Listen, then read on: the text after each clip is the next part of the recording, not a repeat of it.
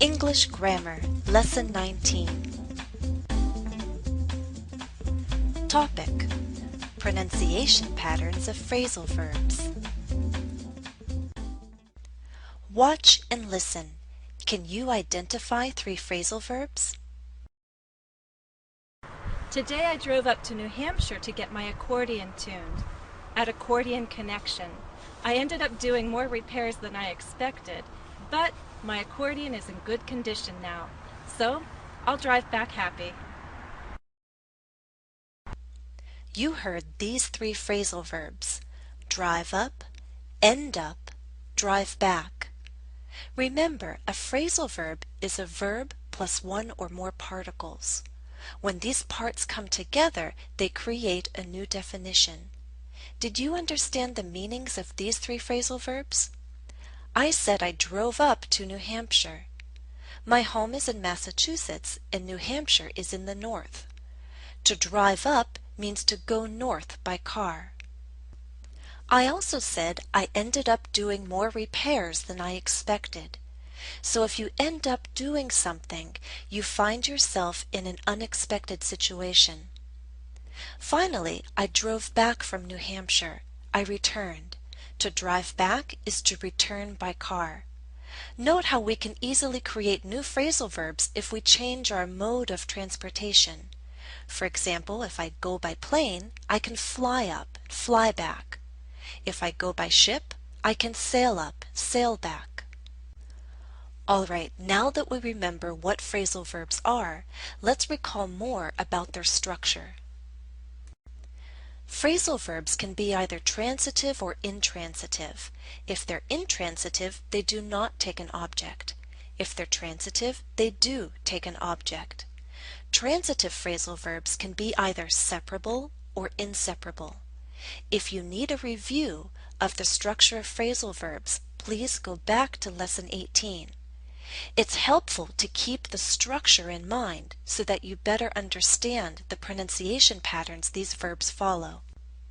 The main question we need to answer in this lesson is which part or parts of a phrasal verb do we stress?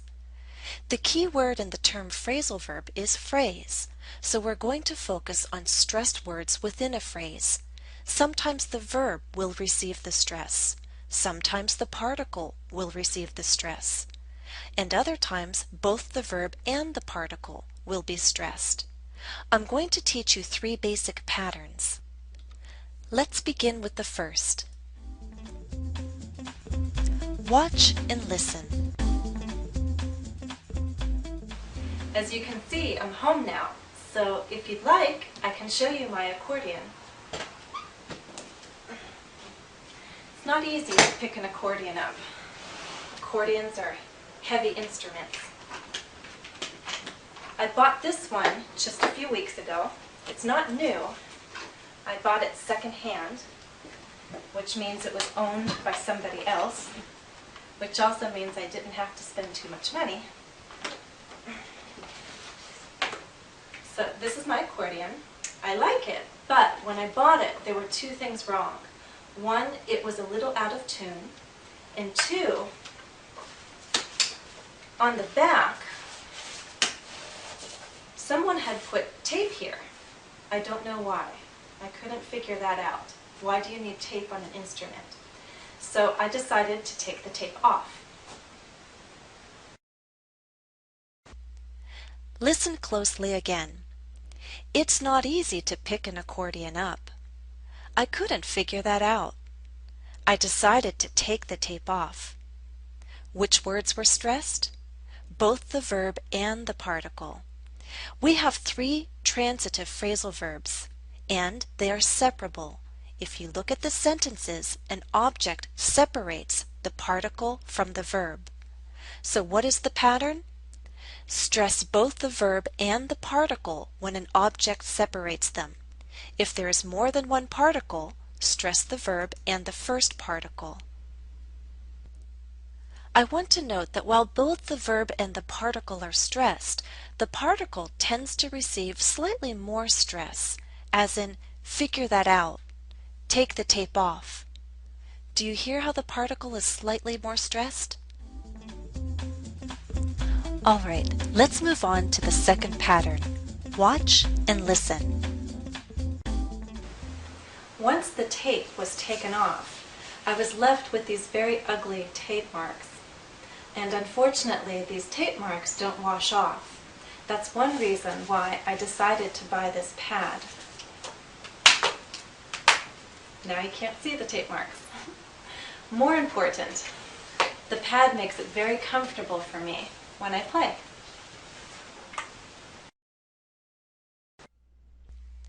Listen closely again. Once the tape was taken off, I was left with these very ugly tape marks. Unfortunately, these tape marks don't wash off. Which words were stressed? Only the particle. In the first sentence, take off is a transitive phrasal verb, but it's being used in the passive voice, so there is no object. In the second sentence, wash off is an intransitive phrasal verb. Again, we have no object. So what's the second pattern? Stress the particle of a phrasal verb when it comes at the end of a sentence or phrase. In other words, before a pause. Let's move on to the third pattern. Watch and listen. Unlike the piano, the accordion is not something I studied for a long time. I took lessons for about a year when I was a child, and then I didn't pick up the accordion again for many years. So if I decide to play for you now, you may need to turn down the volume. Listen closely again. I didn't pick up the accordion again for a long time. You may need to turn down the volume. Which words were stressed? Well, in the first sentence, I stressed the particle, up. I didn't pick up the accordion. In the second sentence, I stressed the verb, turn. You may need to turn down the volume. Why is that? Well, let's look. We have two transitive phrasal verbs. What do they have in common? They're both followed by an object. Pick up what? The accordion. Turn down what? The volume. So the third pattern is to stress either the main verb or the particle when it's followed by an object. How do you know what to stress? Let the overall rhythm of the sentence be your guide. Let me read both sentences again, and I'm going to clap so that you can more clearly hear the rhythm. I didn't pick up the accordion again for a long time. Didn't pick up the accordion. Didn't pick up the accordion. It makes sense to stress up. Second sentence, you may need to turn down the volume. You may need to turn down the volume. You may need to turn down the volume. Here, it makes more sense to stress the verb, turn. Let's summarize what we've just learned. Pattern 1. Stress both the verb and the particle when an object separates them. Example, take the tape off, with the particle receiving slightly more stress. Pattern 2. Stress the particle of a phrasal verb when it comes at the end of a sentence or phrase. In other words, before a pause.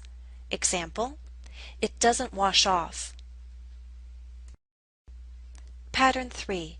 Stress either the main verb or the particle when it's followed by an object. Let the rhythm of the sentence guide you. Here's an example using pick up in two different sentences. I can't pick up the accordion. Can you please pick up my accordion? Exercise 1. Read each statement aloud. Decide which stress pattern is appropriate for the phrasal verb. Example, look at the statement. Think, what kind of phrasal verb is this? It's intransitive, so there's no object. This phrasal verb has no object and it falls at the end of a phrase, before a pause. What does that mean? We should stress the particle. The rhythm is, it's easier if I sit down to play.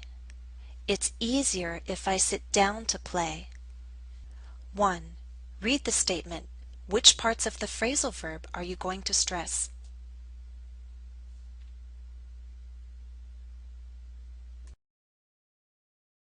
The rhythm is, I'm not going to ask that you put up with my bad playing for more than one song. A little faster. I'm not going to ask that you put up with my bad playing for more than one song. 2. Read the statement. Which parts of the phrasal verb will you stress?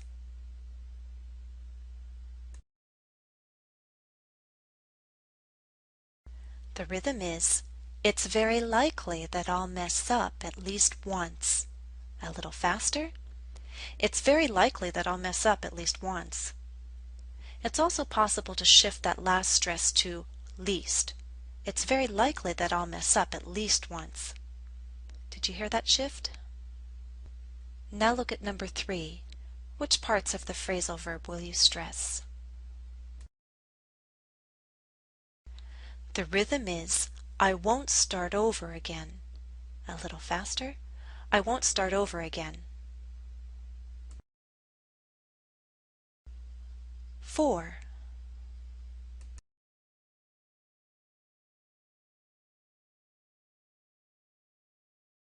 Now this one is tricky in my opinion. Let me explain why.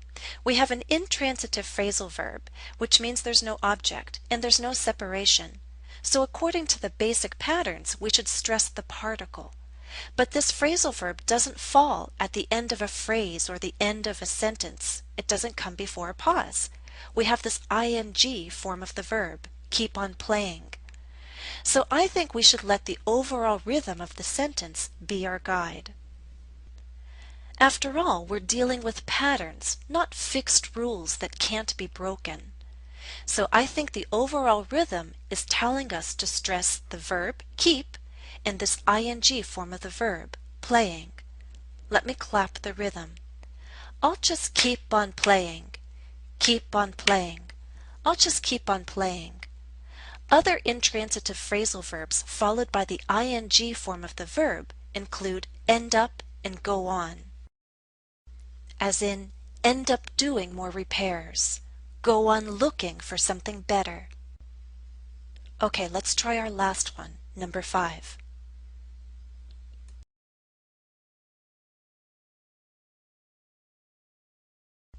The rhythm is, hopefully you won't turn off your computer. A little faster. Hopefully you won't turn off your computer.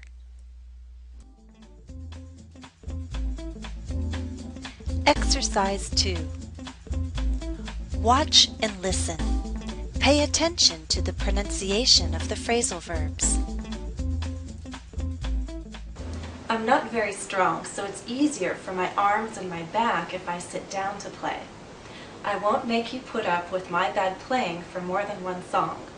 And if I mess up, and it's very likely I'll mess up at least once, then I won't start the song over again. I'll just keep on playing. And hopefully you won't turn off your computer. To those of you who know good accordion playing, my apologies.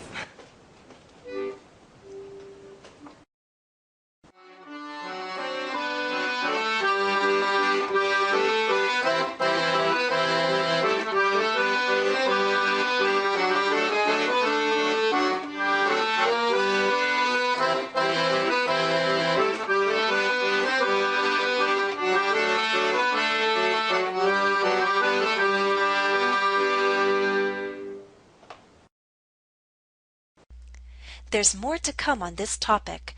I'd like to offer you a lesson on compound words formed from phrasal verbs, so check back soon.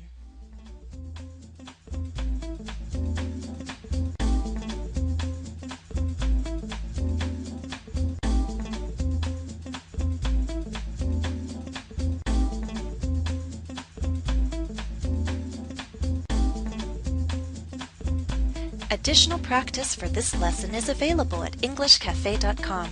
My username is JenniferESL. Follow the direct link listed in the video description. That's all for now. Thanks for watching and happy studies.